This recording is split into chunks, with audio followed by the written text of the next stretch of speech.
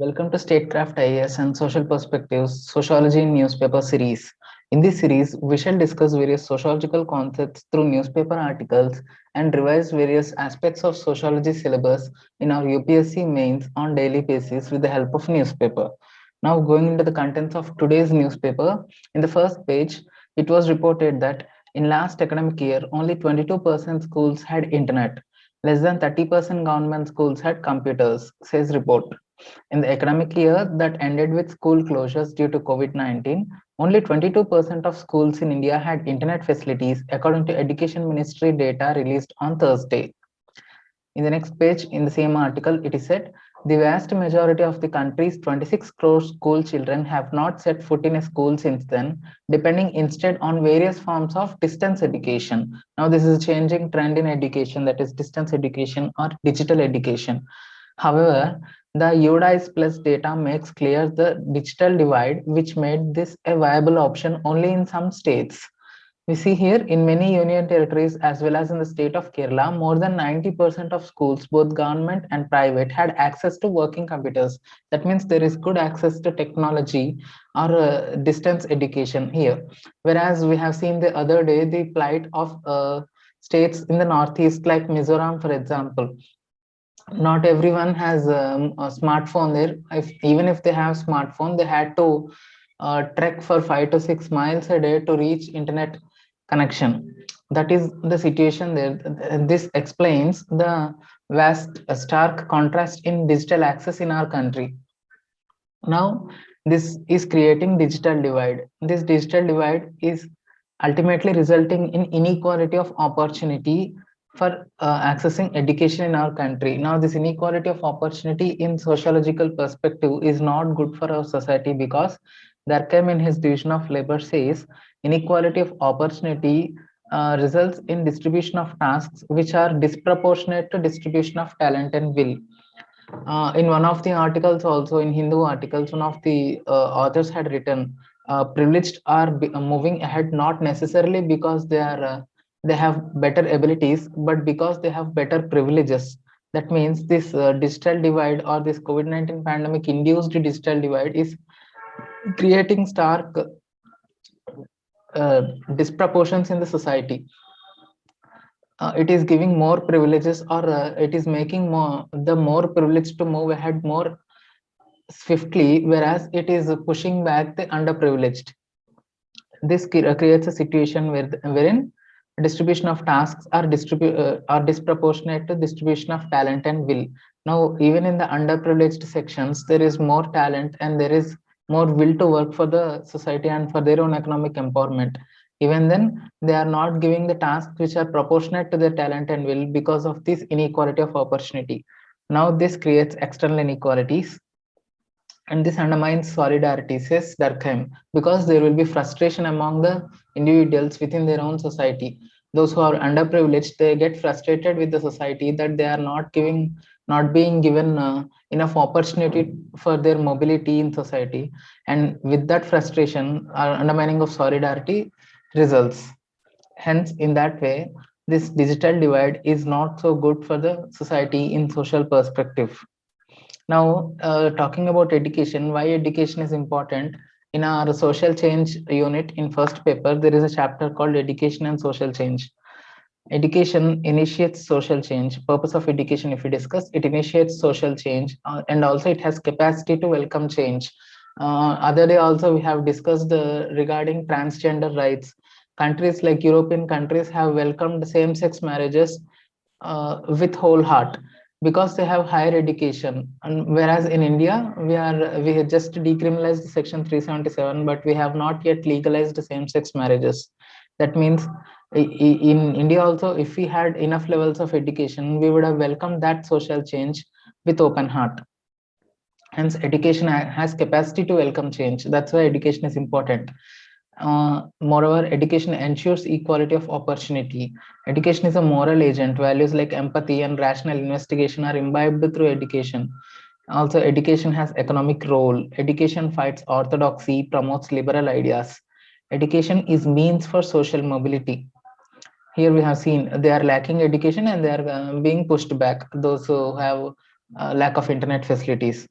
Had they, these people in Union territories and people in Kerala, more than 90% of schools, both government and private, had access to working computers. That means they had better privileges.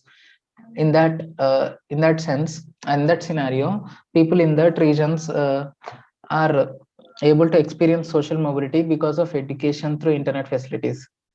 Education also accelerates the social change.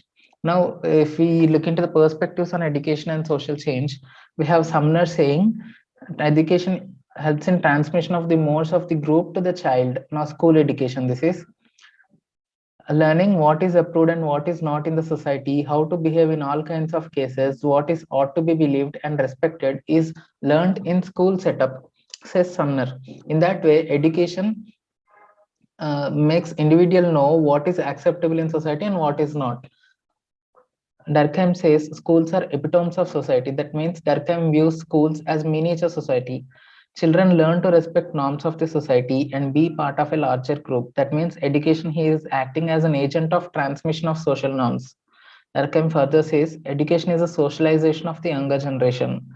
For Durkheim, being a macro sociologist, he is always worried about the socialization aspect.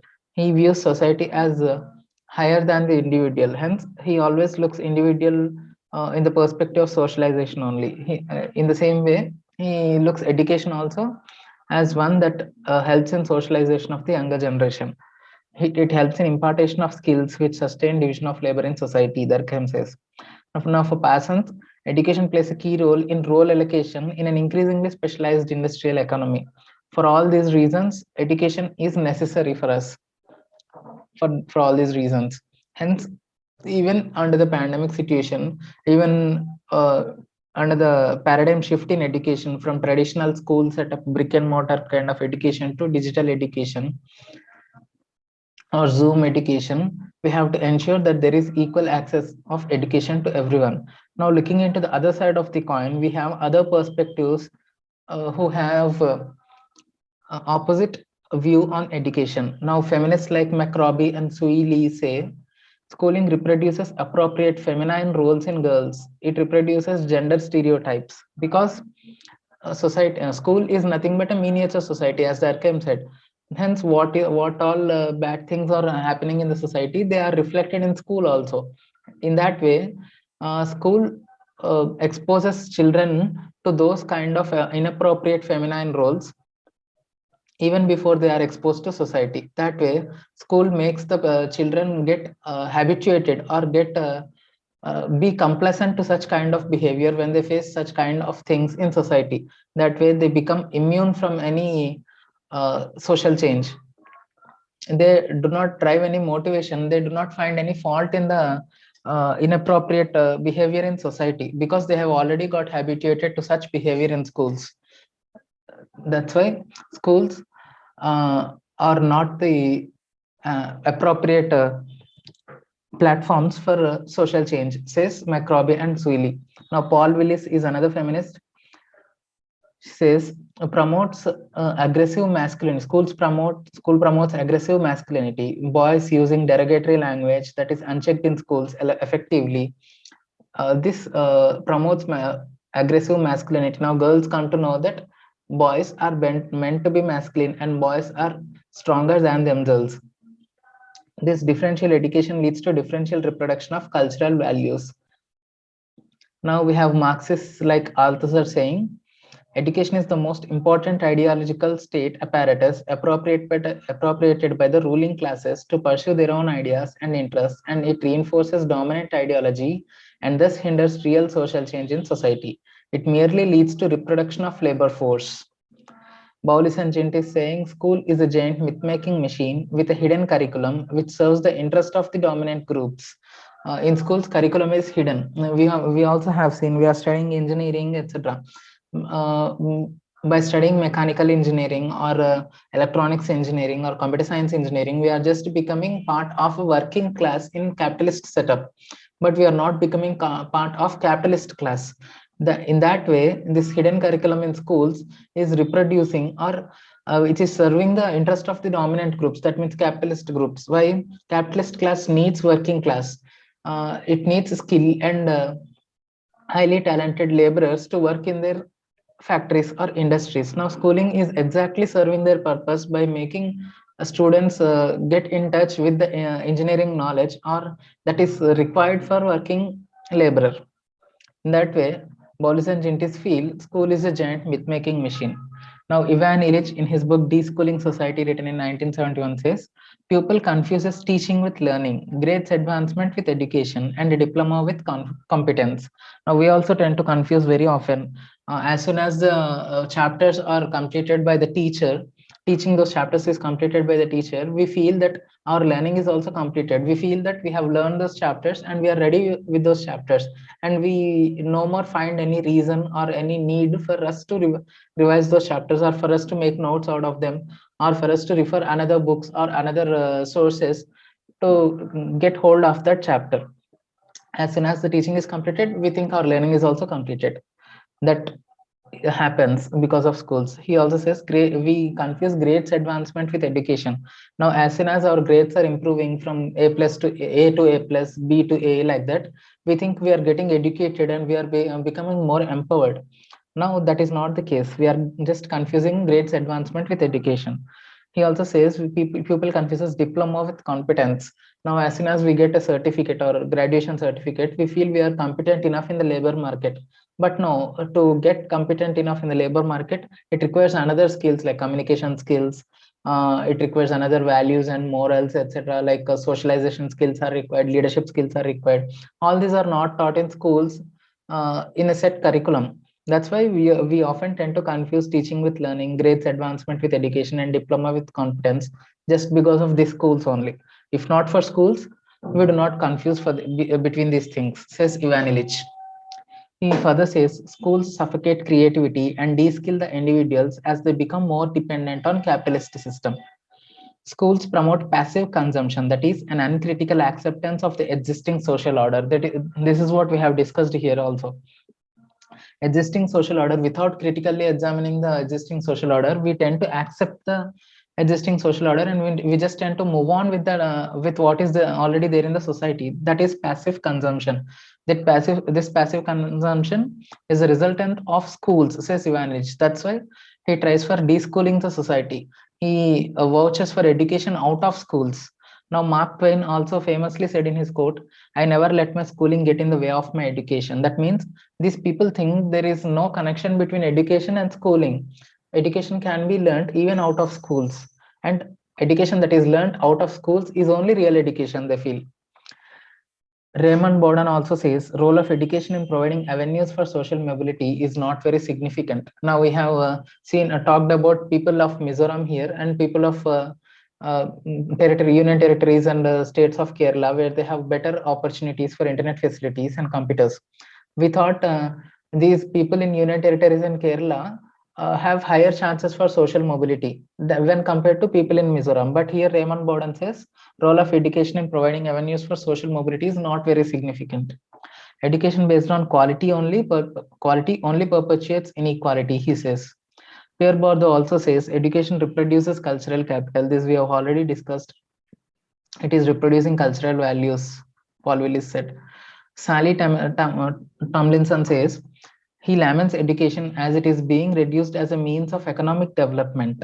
We also often look at education like that. We educate our children, or we try to educate our relatives because we think education brings economic development but not personal development. We are not stressing on education just because we are stressing on education not because we need personality development or we need human development. We are stressing on education because we need economic development. That's why Sally Tomlinson also laments education as it is being reduced as a means of economic development. No, education has a greater role, in fact. Education should be liberalizing, humanizing, and democratizing force. That's what it has a greater role, as we said. Sally Tomlinson also feels. Hence, as we are moving, there is a paradigm shift due to this COVID-induced lockdown from traditional brick and mortar education to digital education. We must ensure that we take necessary steps in order to curb inequality of opportunity by giving them equal access to internet facilities or digital infrastructure, etc., so that everyone gets equal opportunity to get educated. And we must take care that all these benefits of education are catered in our new style of education, and we must take care that these positive aspects of education will not be lost, and these negative aspects of education or negative aspects of schooling will be addressed at least in our new style of education, that is digital education. And now moving on to the next article. In this article, it is said, defense service workers barred from strike. Ordinance notifies prison term and fines for inciting strikes declared as illegal. Now, the Essential Defense Services Ordinance 2021 comes in the backdrop of major federations affiliated with the 76,000 employees of the Ordnance Factory Board making an announcement that they would go on indefinite strike from July 26th in protest against the government's decision to corporatize the Ordnance Factory Board. Now, government has decided to corporatize Ordnance Factory Board in its budget speech this year. In protest against that move, these employees in various federations, in opposition against that move, these employees in various federations are protesting, coming out and protesting, and they are threatening government that they would go on indefinite strike from July 26th. Now, to curb such activities, government has brought, or executive has brought a new ordinance. This ordinance says any person who commences a strike which is illegal under this ordinance or goes or remains on or otherwise takes part in any such strike shall be punishable with imprisonment for a term which may extend to 1 year or with fine which may extend to 10,000 or both, the law ministry notification said. Now, as right to strike is not fundamental right, government is well within its powers to bring such ordinance. Now, these people are protesting in Jabalpur. If we see this activity of protest in our social perspective, in our syllabus, we have a unit called politics and society. In that, there is a topic types of political participation. Now, according to Lester Milbrad, there are 4 types of political participation. One is political apathetics. That means these kind of people know nothing about the politics. They don't know what's happening around them in the society. They are just immune, or they're just adamant to the politics, and they do not care what's all happening, and they do not take part in politics in any kind. Now, these kind of people are present in authoritarian governments, because in authoritarian governments, even if people try to dissent against the government or retaliate against the government actions, their efforts will be heavily suppressed by the governments. Hence, they find no reason in dissenting or going against the government, and they eventually become apathetics.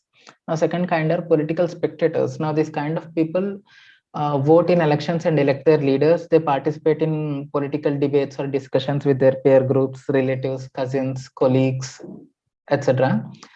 Apart from that, they do nothing. That means they do not come out open on roads, and they do not express their dissent against the government through protests. These kind of people are largely present in democratic societies. Most of us also must be political spectators. We have dissenting opinion against the government, but we do not go out openly into the public on roads, and we do not perform strikes or protests or bands or hartals, rasta rokos, etc. All these kind of things we do not do. Hence, those who do not do such kind of things are called as political spectators. They just act as mere spectators to what's all happening in the society. Third kind are transitional activists. Now, this kind of activists, this kind of people, they express their dissenting opinion or their opposition openly by coming out into the public and organizing strikes, rasta rokos, hartals, etc. Now, these people also transitional activists, we can say. They are fighting for their cause.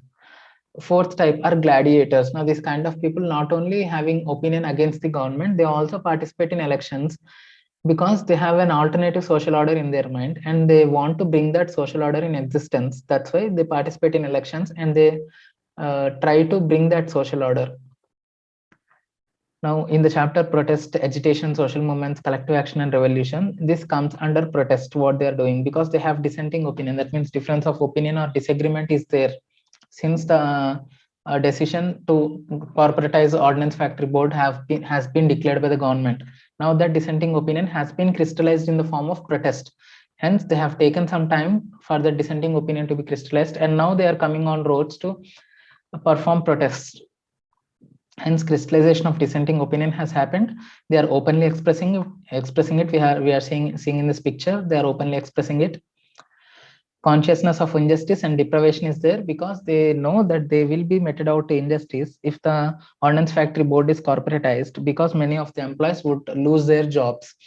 Even though they uh, somehow manage to keep their jobs alive, they do not get equal protection that they are enjoying now under the private corporators.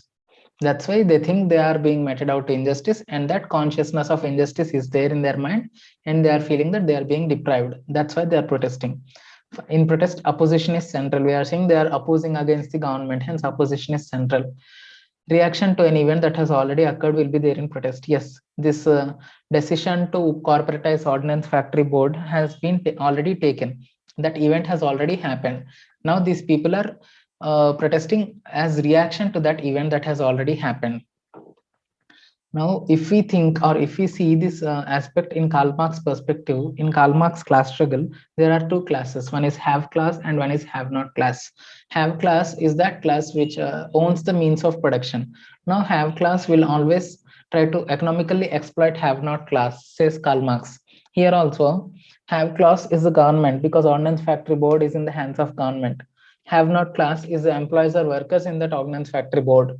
Now they are being economically exploited because if the board is corporatized, they will be economically exploited due to loss of jobs or due to a reduction in wages, etc. Now that's why he says this, there will be class struggle in society. Now class in itself, there are two types of classes. This have not class. One is class in itself and one is class for itself. In class in itself, there is no common consciousness. Now until then, until they come out openly, there was not common consciousness among the employees to go against the government. That individuals have not recognized that their fellow individual too is experiencing the same kind of situation, and he is also being exploited. Hence, we must join hands and protest against the government for equal rights or for legitimate rights. If that common consciousness is not there, it is called class in itself. Now that class in itself will eventually turn into class for itself when the common consciousness arises. Now they are fighting collectively. That means there is a common consciousness among every one of them. That's why they are fighting collectively. That means they have become class for itself now. Now that common consciousness results in the sense of oneness. That means they are subjective, there is subjective realization of objective reality. What is objective reality here? That economic exploitation or that injustice being meted out to them. What is subjective realization? Every individual subject realizing that objective reality is subjective realization of objective reality. That they work for that is required. This common consciousness, this sense of oneness is required among the have not class to overthrow the oppressor or to bargain better. Now their motive is not to overthrow the oppressor or not to overthrow the government, but their motive is just to bargain better. That means to force government to take back its decision. Now that common consciousness is required for them to bargain better, says Karl Marx. If you analyze this aspect in Parsons' perspective also, Parsons in his social system and cybernetic hierarchy discusses four types of systems. One is cultural system, social system, personality system, and organismic system. Cultural system is a storehouse of energy, and culture system is a storehouse of information, and organismic system is a storehouse of energy, says Parsons. Now if this energy is transmitted from organism to culture, and this information is seeped down from culture to organism, that results in a situation where social change occurs, says Parsons. Now this energy to protest against the government or energy to act against the government has been in individual level, at individual level till now. Now that energy has transformed into the societal level or personality level with this protest. This is a representation that there is transmission of energy from single organism or single personality to society as a whole. That's why energy is moving from organism to society. That represents energy is moving from organism to society. Now in cultural system is also, it is a storehouse of information. Culture always tries to suppress any change in social order by enforcing its values, norms, morals, etc. Now what values and norms our culture has? Not to protest against the government or be coordinative with the government or with whom we are working, and move on with what we are given, like that. That values are being now seeped down to the organism. That means those values are no more present in culture as a whole. They are degenerated as a values in some individuals only. That means there is a change in the flow of direction of energy and information here. Now that has resulted in social change. Now we have to restore that social change. That means we have to bring back social order and social cohesion. For that, how to restore Talcott Parsons says there are two ways. One is socialization, that is imbibing values, norms, morals, etc. And the other one is social control, that means enforcement of law, police action, etc. Now here, government is trying to restore social change through enforcement of law. This Essential Defense Services Ordinance 2021 is nothing but enforcement of law. That means government is trying to suppress their protest or restore social change through enforcement of law and police action. But Parsons says a fear of punishment will not always act as deterrence. Moral commitment is required, he says, Parsons. That means even if the government is threatening with the punishment, or we have seen here, government is trying to bring ordinance and it is trying to threaten the individuals with punishment, fine, etc., jail term, etc. Now, Parsons says this fear of punishment will not always act as deterrence, because individuals are trying for their rights, their livelihoods are at stake. For such individuals, this fear of deterrence will not act anymore or act effectively. Moral commitment is required for them to go back to their homes, or for them to mellow down their dissenting opinion.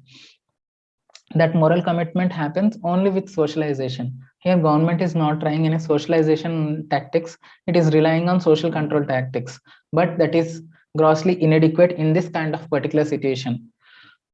Hence, government must also try to socialize them. That means it must try to imbibe values or norms or morals between among them. Now, how does that work? Imbibing values is nothing, is not just saying them what is right or what is not right. It requires government to step down a bit, and it requires government to come onto the table with the protesters and compromise on its part and take back its decision. This is nothing but a deliberation. Now that deliberation results in imbibing values or morals, not just in protesters but also in government. This coming onto the table and discussing each other's takes and discussing what each other's demands is kind of socialization process. That socialization brings or restores social change, says Parsons. Parsons, while discussing social action, he says social action is something done consciously. He says for social action to take place, there must be a role of moral orientation and value orientation, both. Now, this enforcement of law is kind of value orientation. That means the government is trying to work out in the situation externally. It must also trying to bring that change internally among the individuals who are protesting. That comes from motivational orientation. When individuals have to find themselves to step back and sit in their homes, or to stop protests, they must find some reason for them. Their cognitive orientation must orient towards not protesting. Their cathartic orientation must say them that we should not protest. Their evaluative orientation must convince them that they should not protest. Now, for that to happen, they must find some reason, or they must find some benefit in the government's decision. That happens only when government steps back in its decision and takes back its its commitment to corporatize Ordnance Factory Board. That brings motivational orientation among individuals to for their social action to stop protest. Now, this kind of phenomenon we have discussed here has Parsons has been discussed by Parsons in his Agile Functional Prerequisites. In his social system, Parsons says latency, that means pattern maintenance and tension management within the system, performed by the socialization process of the members. Now, here also tension is there. Now, latency is nothing but here also tension is there. We are seeing there is tension among the individuals going against the government. Now, to manage this tension, social system tries to incorporates latency tactic. That means it maintains the pattern. A pattern is nothing but here pattern of social action. It maintains the pattern and it manages tension within the system by socialization process. Socialization, we have discussed nothing, coming on together and discussing each other's demands and coming into a compromise. We can see this in Hegel's dialectic also. This is a conflict of two different ideas. One is corporatization and one is socialization. This conflict of two different ideas, when act as thesis and antithesis, some synthesis kind of situation occurs, and that synthesis must be met soon to stop this social tension. Now, moving on to the next article. In this article, it is talked about Maratha Kota judgment. The Supreme Court says there is no need for review of Maratha Kota judgment because the main judgment or the original judgment has already taken all types of considerations, and Supreme Court finds no reason in reviewing the judgment again. Now, if we view at this Maratha judgment in our social perspective, this reservation, whole concept of reservation is a kind of state support to underprivileged. Why reservations are required? Because there are certain backward communities in our society. They do not find equal avenues, or they do not find equal opportunities for their growth and mobility.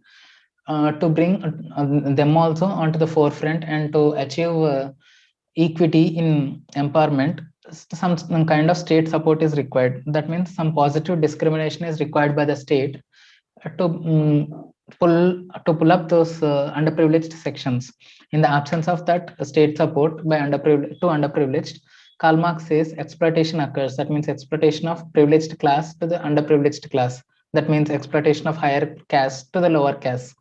That exploitation leads to polarization in society, and it results in class in itself to class for itself, and it drives social conflict, says Karl Marx. And hence reservations are state support. That is, reservations are required, says Karl Marx. Now, Durkheim says, without state support or reservations, inequalities will be occurred in society. Those inequalities are external inequalities. With those inequalities, there arises frustration with society among individuals, and that undermines solidarity. Hence, reservations are required for Durkheim. Parsons says, without reservations, there will be change in the direction of flow of energy and information control. We have already seen in this example what is change in the direction of flow of energy and information control. That happens when there is no adequate reservations, or when there is no sufficient state support to the underprivileged, and that drives social change. Hence, to stop that social change in a negative way, we need reservations or state support, says Parsons. Now, Max Weber feels without state support or reservation, there will be dissatisfaction among the members with his own class that results in strikes, protests, etc. And that results in social unrest, says Max Weber. Archimedes feels that without reservations or state support, there will be unequal emphasis to cultural goals and institutional means. Now, what is cultural goal here? Achieving equity, or achieving zero income inequalities. That is a cultural goal. Now, what are institutional means? Various schemes or welfare measures, etc. Without reservations, or if we concentrate on equal narrowing the gap of income inequalities, and if we are concentrating on equal development without giving adequate emphasis on reservations, or without focusing adequately on how to bring or how to pull up those underprivileged sections, that results in a situation where there is unequal emphasis on cultural goals and institutional means. And that is nothing but a state anomaly, says Archimedes. Now, different people react to this kind of state anomaly in different ways, and that is a deviance, says Archimedes. Now, this deviance helps or breeds antisocial elements for Archimedes. That's why reservations or state support to the underprivileged is required, he says.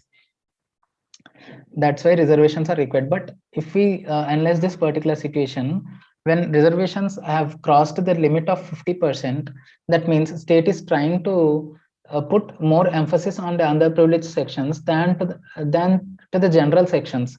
That means this again turns the situation from positive discrimination to negative discrimination. Hence, if the reservations have crossed the 50% limit, exploitation occurs not by the higher class to the lower class. Exploitation occurs by the lower classes to the higher classes in the long term. That is also not good for the society, because the same cycle or social conflict, solidarity, social change, social unrest, deviance, these same things happen in that situation also. Hence, a balance must be struck between giving reservations to the underprivileged and ensuring there is equal opportunity for everyone among the general sections also to rise the ladder of mobility. That balance is struck by the Supreme Court in Indrasani judgment by putting a ceiling on reservations at 50%, and hence that must be respected to the word. Only then not just political empowerment or not just political goals are achieved by the political class, it also ensures social cohesion and social order in social perspective as a whole. Now, that's all we have for today. If you like the content, please like, share, and subscribe to Statecraft IS. Thank you and have a nice day.